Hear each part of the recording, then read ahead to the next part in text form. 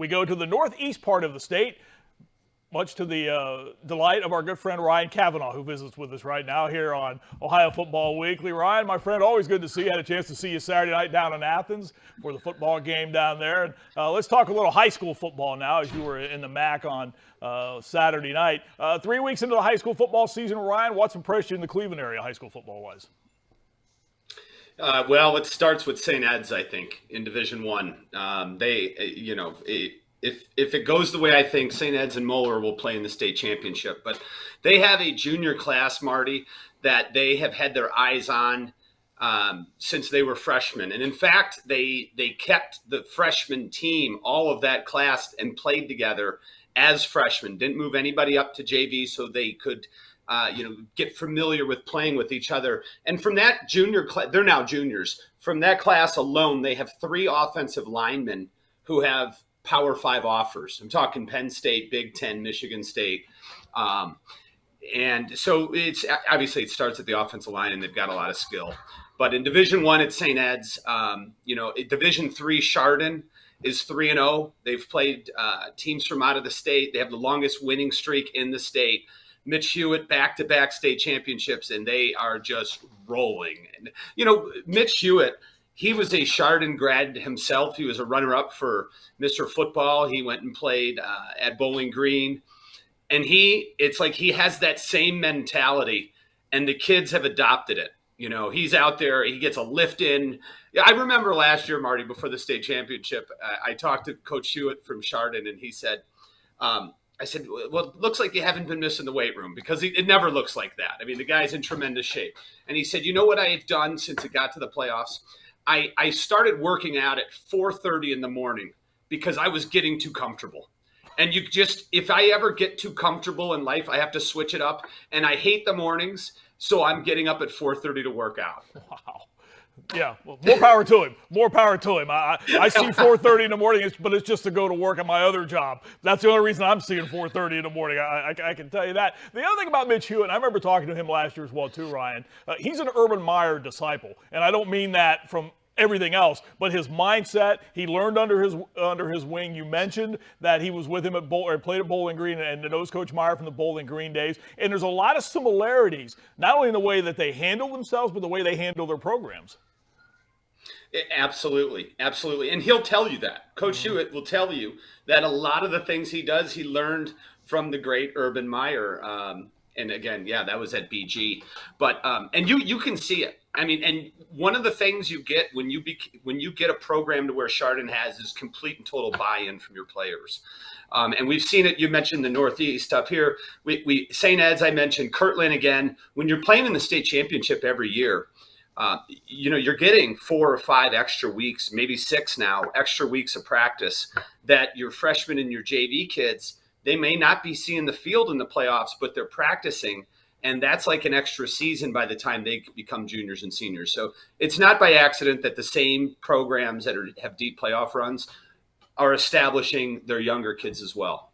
And Ryan, you mentioned the name, or you mentioned Kirtland, and Tiger Laverty, we talked about him a couple of weeks back, fastest coach in Ohio history to get to 200 wins in a career. And that's one of the more remarkable things about that part of the state. And not that the other parts of Ohio don't have a pretty sizable tree of coaches who have great careers. But you look across Northeast Ohio, and goodness sakes, you can pick just about any school, it seems like, and there's a coach who has either been there for a long, long time or who has put a great program together, and they win on a yearly basis. That's one of the things that makes that part of the state, Ryan, and you see this every week, one of the best in Ohio in high school football, isn't it? It's a great point, Marty. There's very little turnover with some of these top programs. You look at Avon, who's in the state semifinals. They've had Mike Elder there. Mark Elder's at Moeller. But Mike Elder, he's been at Avon forever. He usually loses in the state semifinals to Tim Tyrrell at Hoban. He's been there forever. Chuck Kyle at St. Ignatius, this is his last year. He's stepping down. So it's a big year at St. Ignatius because of that. And, it goes on and on. Bob Mahalik at Aurora. When you see the public schools that are able to get back, because the reality is with public schools, Marty, in my opinion, is that you're going to have down classes. You're going to have some classes where maybe you just don't have the athletes or the linemen or whatever, and that is reflected by your record. But you get a guy like, that's why I truly say, if you have a public school coach like Tiger or Elder, and Bob Mahalik, Mitch Hewitt, and you don't have any seasons where there's a dip, you have to say that that's coaching and developing players. The Tiger Laverty story is so remarkable because, number one, the size of that school. I mean, it's a Division 5. It's Division 5 now. Kirtland, I think they've edged up to Division 5. 6?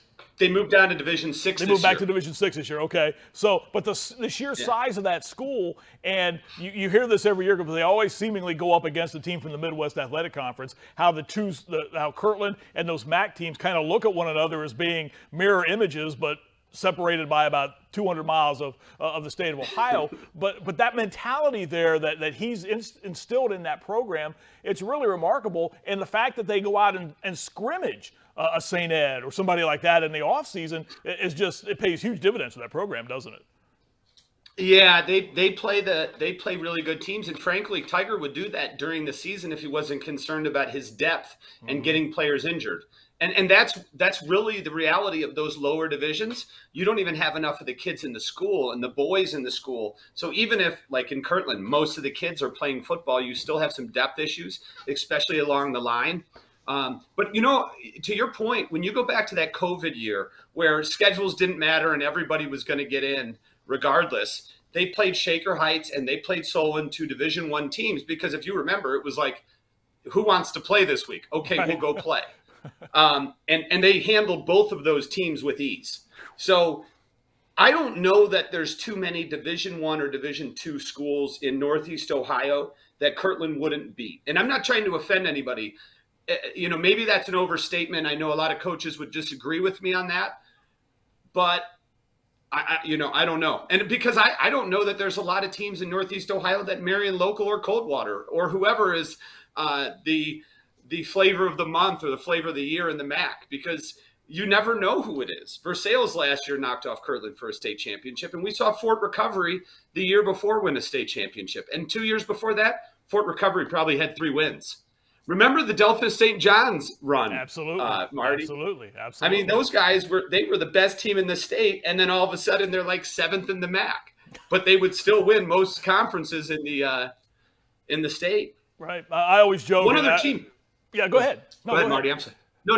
It was a different topic. Go ahead. Well, I was just going to say, you and I have worked together so many times, and we always joke when we do a game that involves a Midwest Athletic Conference team, it's in the state bylaws that a team from that league has to play for a state championship. It just seems that way because they're always there. And I know Kirtland, for example, Tiger Laverty's even mentioned this. They've looked at those schools as kind of a blueprint as to here's how you do it. When you're that small and you find a way to win, you instill it and make it work. And he has certainly done that. It's a remarkable story he's had there.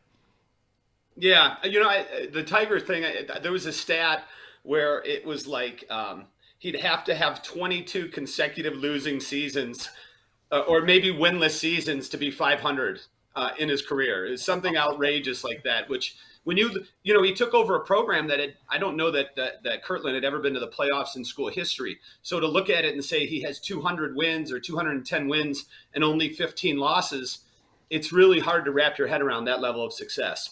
Right, and when you hear a name like that, Tiger Laverty, you right away think the guy's probably in his 60s or in his 70s. He's still a relatively young guy who's coaching high school football, so there's a lot of room for wins with that program.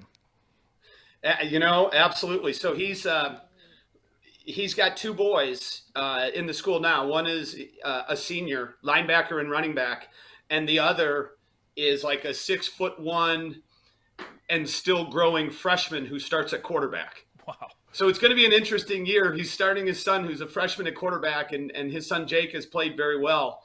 But you have Marion Local. They've moved to Division 6. There's other MAC teams there. Cary, who was very good last year in the smaller schools, is in Division 6. There's going to be a lot of teams that are going to test Kirtland like they do every year when they get to that level. We mentioned a short time ago when we were around the state some of the notable games. The Ravenna-Kent Roosevelt game, which was played last week, one of the longer-standing rivalries. Ryan, as we wrap it up, maybe take us through the Cleveland area for folks who don't know. What are some of the big rivalries year in and year out in the Cleveland area, high school football-wise? What stands out each year? Yeah, well, Eds and Ignatius obviously is a really big one.